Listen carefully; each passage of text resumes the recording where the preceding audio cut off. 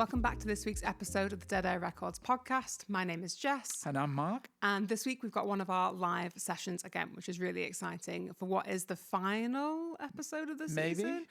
Maybe. Potentially final. We might have a couple of tricks up our sleeve yet. But yeah, today we're joined by Yee Loi, local punk rock band. We've got Rose, Matilda and Donnie, who all joined us in the shop for probably the loudest session we've had today. Definitely the loudest session we've had. Incredible. It was amazing. Yeah, full drum kit, full guitar, full bass. Absolutely kicked our asses. Yeah, big time. It was incredible. So yeah. Warning. Warning. Reduce your volume now. Yeah. But no, enjoy. They're coming up with 4 tracks, a couple of old ones, a couple of new ones, and some unreleased music as well. So enjoy and then stick around for the interview afterwards.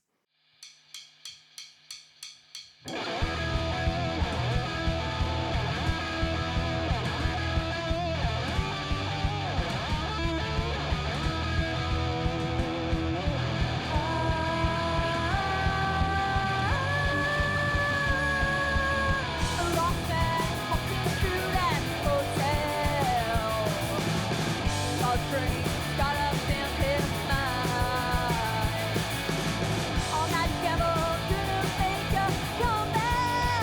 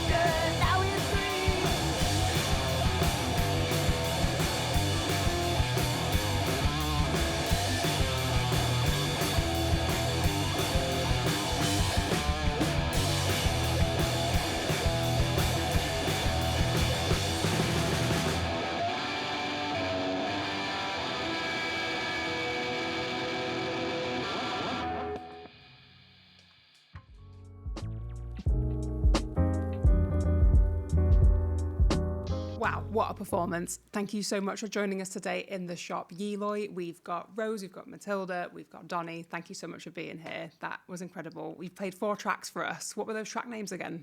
The first one was Ghost of Vegas, which is one of our recent singles. Mystery Train. Be Like Johnny, which is the first song we ever wrote, and then we did a new one called Down in the Bunker, but it's unreleased, so... Well, thank you so much for that exclusive preview. And also amazing that we've got a song which was one of the first ones that you released, and then something that's really recent, so that gives us such like a broad spectrum of your sound. So take us back to the beginning. How did you guys form the band? What's the story? So when I was little, I got really into the Ramones one summer when I was with my auntie, listening to it in the car. And then, so I got really into that. I was listening to it and I thought, well, I want to do something with this. I was like, Dad, can I please play guitar? So he lets me have a go. And then I think, it's too hard. I stopped playing it.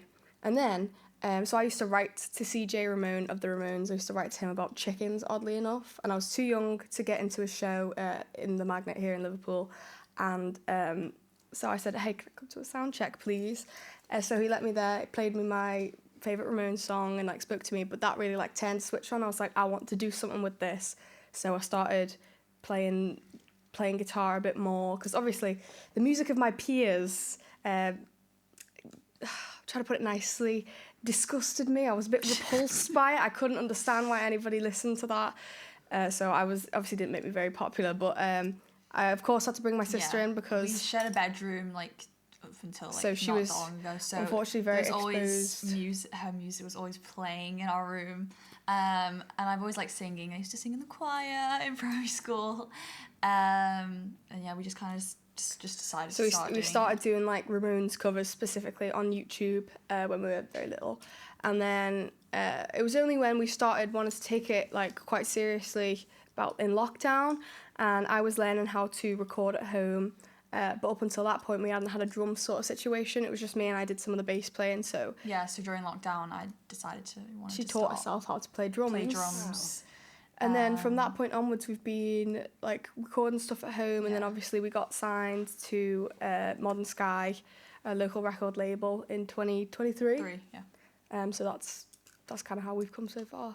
Amazing. And I guess, so for anyone that doesn't know, you guys are all siblings and you've learned those instruments at home and you've got that family bond. How does that work with the dynamic of the band? I guess you've always got a rehearsal space just around the corner. We always got a rehearsal space. The bass player doesn't have an excuse as to why he can't show up to rehearsal. So I'm like, I seen you in the kitchen this morning.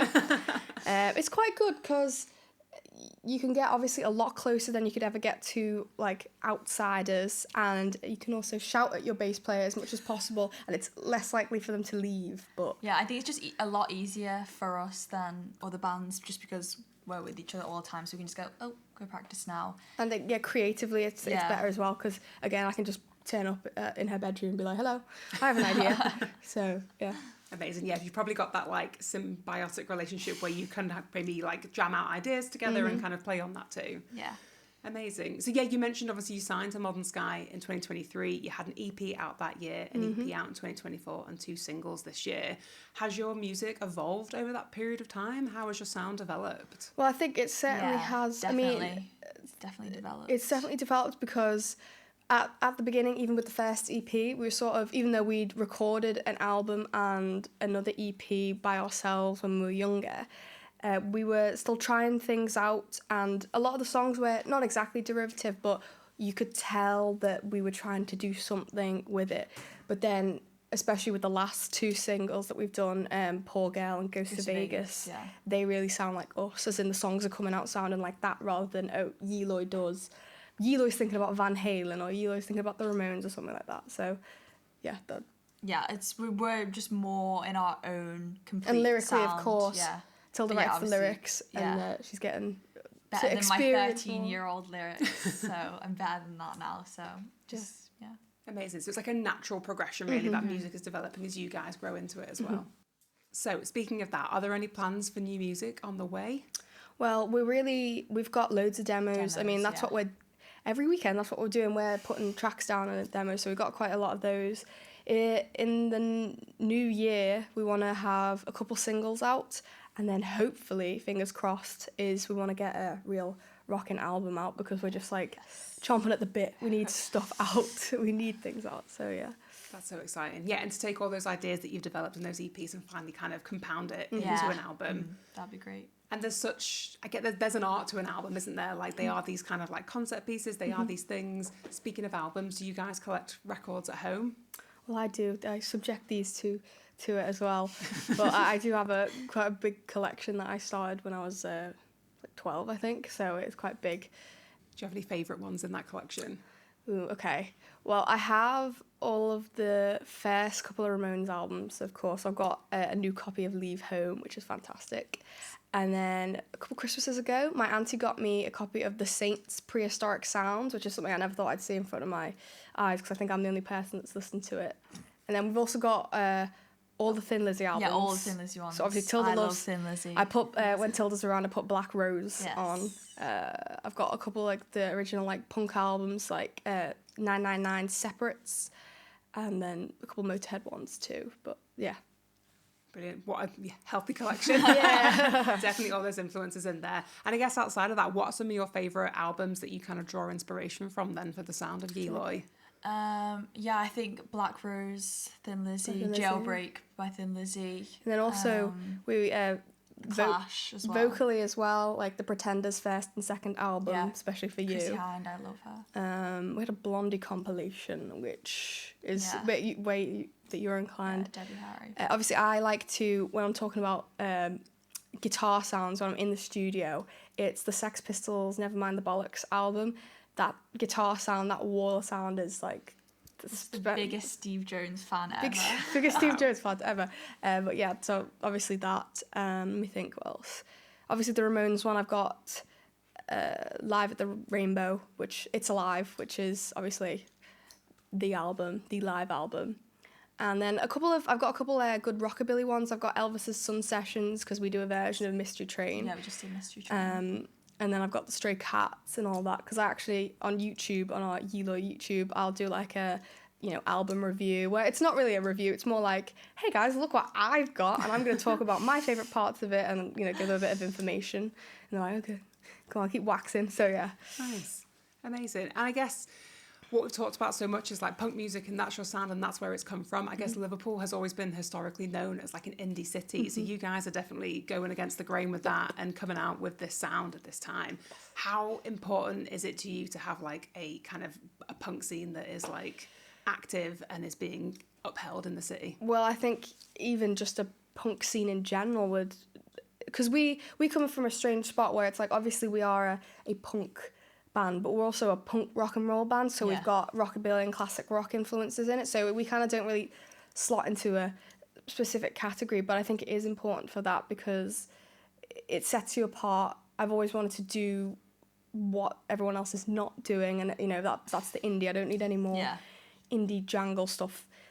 No offense to those listening, but there's a really big scene of indie in Liverpool, and I think we're just like kind of this pocket. And I think we need like a bigger punk and rock scene, because I even get disappointed when I think they did it last time, but like bands like The Darkness, some of my favourite bands, when they come on tour, Liverpool often gets missed out because the indie fans there aren't going to want to, you have to go to Manchester, and I would like to not have to do that as much. So I think that is important. Definitely. It's important to have a good range and mixture of representation in those genres, in those venues, and that's what keeps your music scene alive. Yeah. So, yeah, and more gigs in Liverpool is always a good thing. So you've got a huge tour lined up in October and November. You're going on tour with Adamant in support. Yes. Tell me about that. Like, that sounds incredible. Well, this is coming out now. I've always been a secret Adam and the Ants fan. I'm sure I might have painted my nose like that once or twice. But so that was, we were in like the airport. You were in the airport. And then Mum goes to me, she goes, what do you think of Adam Ant? And I went, oh, actually, I quite like him. Apparently someone on Adam's team had seen us, like a video of us, so they'd heard us. Yeah. And then they'd reached out and Adam Ant himself had gone like, yeah, that's good. And then I was like, cool. Whoa. So we're doing all the dates that Toya's not doing. It's 14 dates across England from the 29th of October to the 25th of November. And they're bigger stages than, actually, I didn't know that some of those venues would actually let me in. I didn't think that the Philharmonic would let someone like me go in there, but a bit uncivilized for that place, but they're going to have to deal with me. That's going to be amazing. So you've got a hometown show in there as well. Yes. So Yes. at the Philharmonic, that's exciting. And you were saying as well, you've just got a new wireless mic, so you're going to have free reign across the stage. I'm just going to be, going to be a whirlwind. She's going to be running all around the stage. Just laps back and forth. I'm the fittest by the end of the tour. I'm going to be like 6-pack or something like that. Amazing. So you've got tracks online that people can go and stream at the moment. Do you have anything like physical media, any CDs that people can get? I think we've got a couple of the EP that we did left up on our Bandcamp. It's like, because we don't have anything physical for the stuff that we have recorded with like Modern Sky, but we would like to with some of the new stuff. I've been trying to push for like a limited 7-inch single run. Oh, nice. Which I don't know how popular that is. Hopefully in the future we could do something. But yeah, like that. we've got like some of our old ones and stuff like that. I still have to I still dedicate it to people to like to so and so keep rocking kind of thing. But it's just for the fans who really want something to hold on to, obviously. Yeah. Definitely, yeah. And I think that kind of goes back to that genre as well. Like those 7-inch singles, they're still so rare now. People really seek out for those in terms of punk. So yeah, it kind of honours that too. Amazing. What's one of your standout moments then from the band? I guess our first gig, and playing at the District, I really, really enjoyed playing there. I don't know when that was though. Well, I think we're going to have a standout-ish moment coming up in December because I'm assuming by the time that this gets this gets announced, it'll be ready. So I mentioned earlier that CJ Ramone of the Ramones was sort of the starting point for me. He's like an uncle to us now, but we actually get to play with his band Me First and the Gimme Gimmes in Nottingham Rock City on the 19th of December, which I'm so excited for. That's incredible. That's a future standout. It's future, but I mean, I think it is. I mean, you can feel it coming. It's going to be standout. It is going to be. Yeah. Even, well, That'd be I really know good. about it now. The fact that we've been asked to do it is a standout moment. I mean, the tour, obviously. Yeah.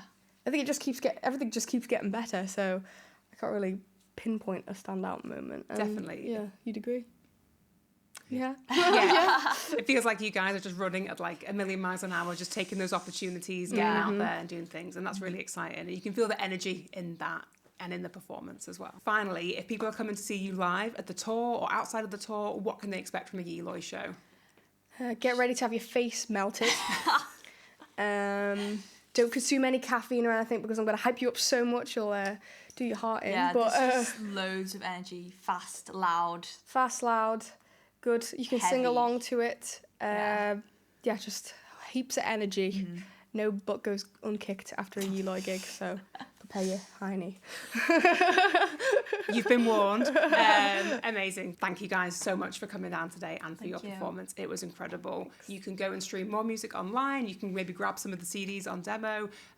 Go and check out the tour that's coming out. We'll chuck all the dates and all the ticket links info below. But yeah, once again, thank you, Matilda, Rose, Donnie. Thank you. Thank you.